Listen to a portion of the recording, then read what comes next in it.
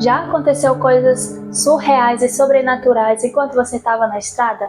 Ou enquanto você estava viajando para algum lugar? Ou simplesmente andando por aí? Então, hoje temos relatos um tanto inusitados e assustadores. E antes de tudo, eu queria muito agradecer pela sua companhia aqui no vídeo.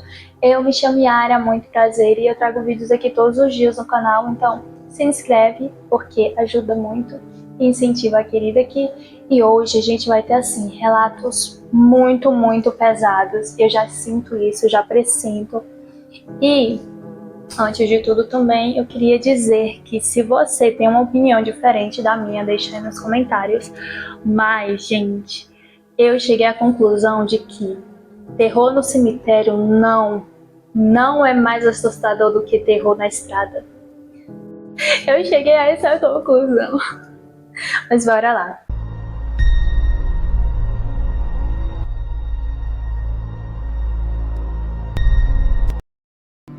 Foi enviado por Gabriel, ele é caminhoneiro, inclusive, e tem 39 anos.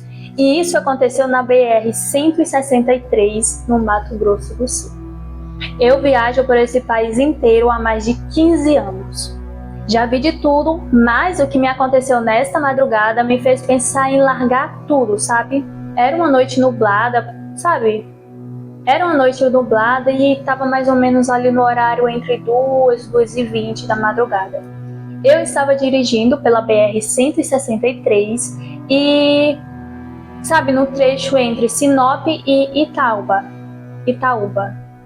totalmente isolado, e o meu caminhão estava sem sinal de rádio.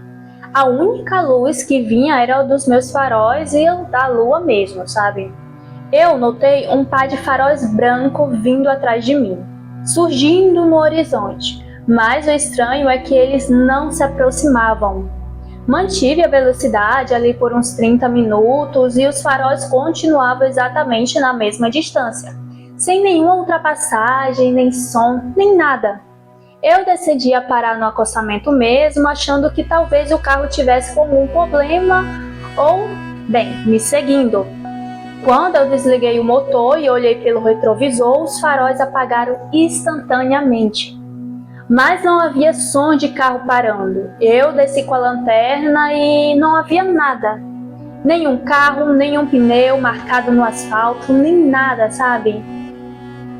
Naquela noite eu dormi dentro da boleia, com a porta trancada mesmo. E sonhei com um homem pálido de olhos fundos que repetia: "Você friou onde não devia, agora você sabe aonde eu estou." Cara, mas ele só freou porque ele viu que tinha alguma coisa. Ele manteve por 30 minutos, gente. 30 minutos é muito tempo, tá? Eu acho. Se ficar 30 minutos sem fazer nada, fica agoniada. Mas 30 minutos ali mantendo a frequência, né, de como ele estava dirigindo o carro, era caminhão, alguma coisa assim, que eu esqueci. E o caminhão ou aquele negócio, ele estava ali atrás sempre. Quando ele para...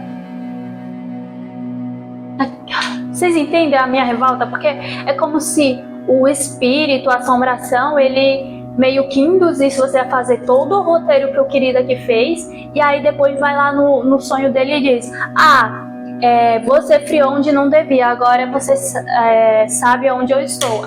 Pelo amor de Deus, revoltei-me. Aí parece que, sabe, é como se fosse uma assombração encrenqueira. É chato isso. Mas aqui ele deixou um comentário que eu achei bem interessante. Ele disse uma coisa que ele disse aqui, eu vou compartilhar, amigo. Eu acho que o comentário foi pra mim, né? Que ele disse: vou comentar aqui, aí você vê se eu tenho algum sentido. Ele disse que o que parecia estar atrás dele poderia ser algo de outro mundo, e quando ele parou, ele meio que deixou que alcançasse ele, e por isso aquela frase. Não sei, é um bom ponto. Eu ainda estou no ponto em que ele é encrenqueiro, mas é um bom ponto o seu. Muito obrigada por você ter enviado. Beijo. Muito bom. Que bom que não aconteceu nada também, né? Mas, né? Eu fico imaginando que você viaja, né? Então, em algum momento você vai acabar passando lá de novo. Toma cuidado, filho. Toma cuidado. O nome do segundo agora é Passageiro da Curva 13. Bem, eu me chamo Renata e eu trabalho de Uber de madrugada, né, em Santa Catarina. Eu trabalho de Uber por necessidade e não é algo que eu gosto, ok? Eu sempre fui muito corajosa e, bem, depois dessa corrida eu nunca mais aceitei chamadas após a meia-noite. Recebi o chamado lá pela volta da meia-noite e 43. Uma mulher pediu a corrida na zona rural, estrada de terra sentido a curva 13, um trecho bem perigoso e com históricos de acidente. A mulher ela estava parada no acostamento, cabelos pretos, longos, calada e usando um vestido azul claro, sabe? Ela entrou no banco atrás de mim e nem sequer me olhou, sabe? E apenas disse: quilômetro, acho que é quilômetro, né? Quando é km é quilômetro. 74, por favor, não pare no caminho. Foi o que a mulher falou. Durante todo o percurso, ela ficou assim, totalmente em silêncio e o espelho do retrovisor estava todo embaçado. E mesmo com o ar-condicionado desligado, a temperatura caiu bruscamente. Quando eu olhei assim novamente, de relance, percebi que ela não tinha sequer reflexo no espelho. Eu parei o carro imediatamente, assustada, e eu perguntei: moça, você tá bem?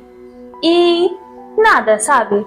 Virei para trás e olhe, ela não estava mais ali. Mas o banco ainda estava assim, afundado, como se alguém tivesse sentado ali e tivesse acabado de sair. Eu voltei para casa tremendo, morrendo de medo. Eu não queria mais, né, aquela situação ali ter vivido sequer. E no dia seguinte eu encontrei um laço azul preso na maçaneta interna do meu carro. Sim, eu encontrei algo. Bem, eu não tinha nem encontrado ela depois e ter notado que ela não tinha reflexo, mas sim, eu achei um laço. E era exatamente o que ela estava usando no cabelo. E, gente, é a mesma questão, falando agora sobre o querido do carro anterior. Esse relato parece muito um que eu soltei agora um dos vídeos que eu soltei, mas é muito essa questão. Às vezes a gente pode estar dando carona ou pegar alguma coisa com o NPC, meio que dimensões ou algo que não é desse mundo, vocês entendem, né? Por quê? Porque às vezes não é nem questão assim de assombração, porque afinal de contas não fez mal a ela. E tem muitos relatos em que nós, né, pessoas humanas de carne e osso da nossa realidade, acaba sem querer entrando em uma outra realidade, como por exemplo Sete Além. Então já pensou que ao invés de, às vezes, da gente ir, eles que vêm? Já pensou sobre isso? É uma questão a se pensar, não acha? Eu acho.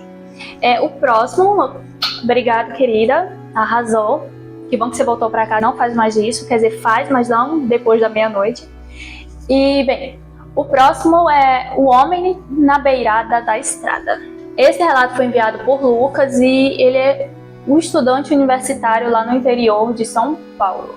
Eu acho que a questão dele ser universitário vai chegar a ser um ponto aqui na história, por ele ter colocado, né? Eu voltei para casa mais tarde do que normalmente eu faria e devia. A estrada ela estava assim, vazia, e era para ser uma simples viagem de mais ou menos uns 40 minutos. Era 23 horas e a rodovia estava escura, sem iluminação, sem neblina e densa. Foi quando eu vi um homem parado na beira da estrada, acenando lentamente. Achei que fosse alguém precisando de ajuda, então eu diminuí a velocidade.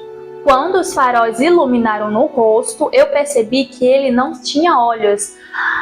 Gente, eu juro, amigos, eu pensei que seria só mais um caso em que você dá a carona para um ser, mas não, ele não tinha olhos, então de cara ele já notou que algo tinha errado ali. Enfim, apenas buracos escuros e profundos no lugar. A boca também estava completamente aberta, mas não se movia, nem sequer emitia som algum. Eu pisei fundo e o carro começou a falhar. O rádio começou a ligar sozinho e começou a tocar uma frequência estranha. O homem, ele continuava parado no mesmo ponto e não se movia. Mas quanto mais eu acelerava, mais ele continuava à vista, como se a estrada repetisse o mesmo pedaço infinitamente. Loucura! Isso aqui é um terror. Um terrorzão. Cena de filme, viu? Cena de filme. Foi quando eu ouvi dentro do carro uma respiração. Gente! Vindo do banco de trás. Virei o rosto devagar e estava assim, vazio. Mas o espelho retrovisor mostrava claramente. Ele estava ali. Cheguei em casa às 3 horas, mais ou menos. Não, perdão. Ele disse que chegou em casa 3 horas depois, sem lembrar do trajeto.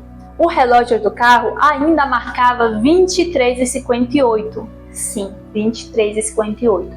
Desde então, toda vez que pego a estrada à noite, sinto aquele cheiro de mofo e às vezes ouço: agora você me viu.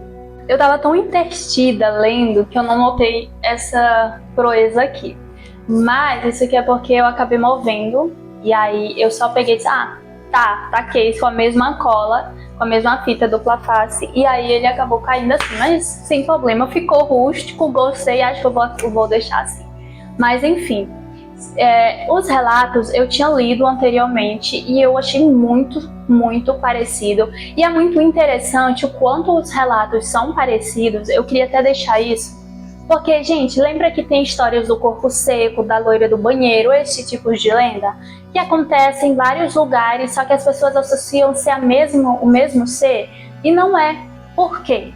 Eu vou dizer pra vocês. Geralmente essas histórias são associadas assim, mas, gente, existem vários acontecimentos que fazem com que existam cada história, tá?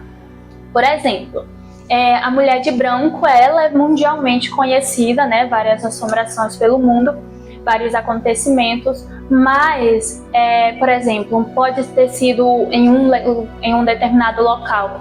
É uma mãe que acabou, sei lá, fazendo alguma coisa com o filho, porque já tem esse tipo de relato com as mulheres de branco, né?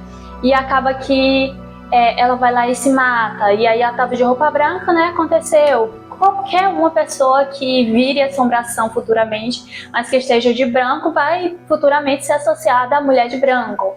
E assim sucessivamente, vai também o mesmo acontecendo com o corpo seco. O corpo seco é um homem que é muito mau em vida, então qualquer homem que seja assim bárbaro em vida, que acaba morrendo e acaba sendo amaldiçoado para, né, viver estando morto, vamos dizer assim, acaba sendo associado com o corpo seco. Então, gente, é muito intrigante o quanto essas lendas são. Porque a gente pensa, a loira do banheiro é só uma lenda. Não, engloba muita coisa, sabe? Igual eu falo pra vocês, é muita coisa. O mundo sobrenatural, ele é muito louco.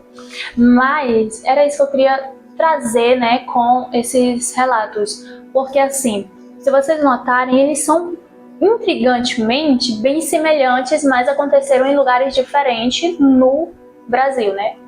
E para vocês verem, todas elas, eu achei até interessante, eu me basei muito no que o caminhoneiro falou, né, que eu esqueci o nome dele, no que ele comentou no final, que às vezes pode ser uma dimensão. Então é isso que eu trago hoje no vídeo, sabe?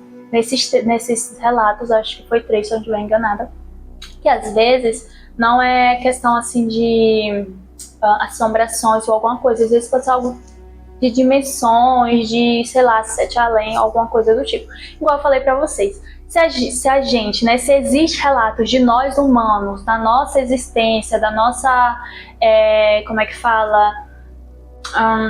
Esqueci agora. Da nossa dimensão, que era isso que eu estava procurando. Se existe relatos da nossa dimensão indo para lá, porque não existiria deles vindo. Mas é muito surreal e péssimo ao mesmo tempo deles estar vindo. Por quê? Se vocês forem ver, por exemplo, os relatos de 7 além, que eu estou falando que ele do 7 além vem para cá, sabe? Mas relatos de pessoas daqui que acabaram indo de alguma forma para 7 além, é muito macabro. É uma dimensão assim, macabríssima. Ai, é horrível. E teve já relatos de crianças mesmo, né, que quando adultos contaram, enviaram relatos e tudo, quando crianças acabaram ali devido a uma chuva, o raio acertou na antena e, bem, a criança estava assistindo, foi para uma frequência diferente ali da TV, um canal diferente, e acabou que ele viu como se fosse um entretenimento de 7 além. E é muito macabro, porque o relato dele é assim, absurdo. Então, eu me preocuparia mais deles conseguirem vir do que da gente ir. Mas é isso, eu espero que você tenha gostado do vídeo, porque eu gostei de estar aqui. E, bem, fica aquela reflexão no final do vídeo, né? O que são essas coisas e por que elas existem, se são realmente assombrações ou, bem, seres de outra dimensão. Porque, como eu falei, se acontece de nós irmos, por que não acontece deles vir? Não é mesmo? Poderia ser, não pode? Mas é isso, eu espero que você tenha gostado do vídeo. Beijo e até o próximo